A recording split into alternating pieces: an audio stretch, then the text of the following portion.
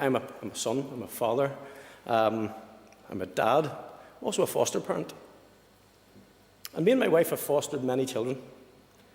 And without disclosing the difficulties of the background that those children come from, many of them come from the situations that people will use with regard to abortive rights. And I understand the need for parents to, and women in particular, to have their views heard, and especially, as the members pointed out, with regard to health.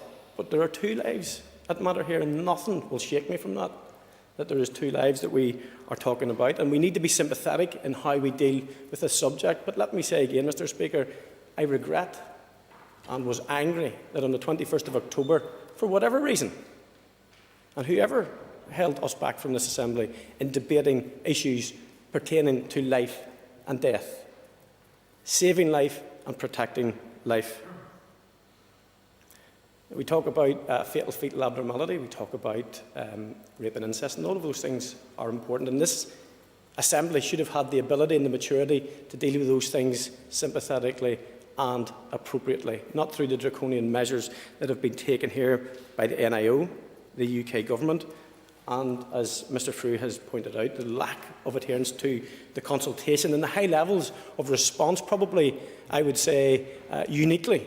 There's never been any other issue which has been responded to by the public from Northern Ireland, from all sides of the community. But what really galls me is in relation to how we are going to deal with pregnancies of unborn children with disabilities, severe fetal impairments. There's no list, right up to birth.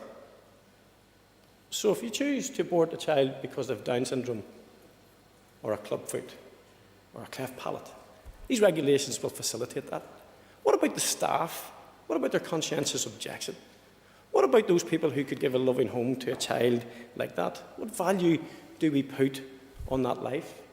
Mr. Speaker, I look forward to the day when I do get to say my piece in here and we can legislate like adults and we can discuss this in an empathetic and sympathetic manner and represent everybody who should have a voice in this country. Thank you.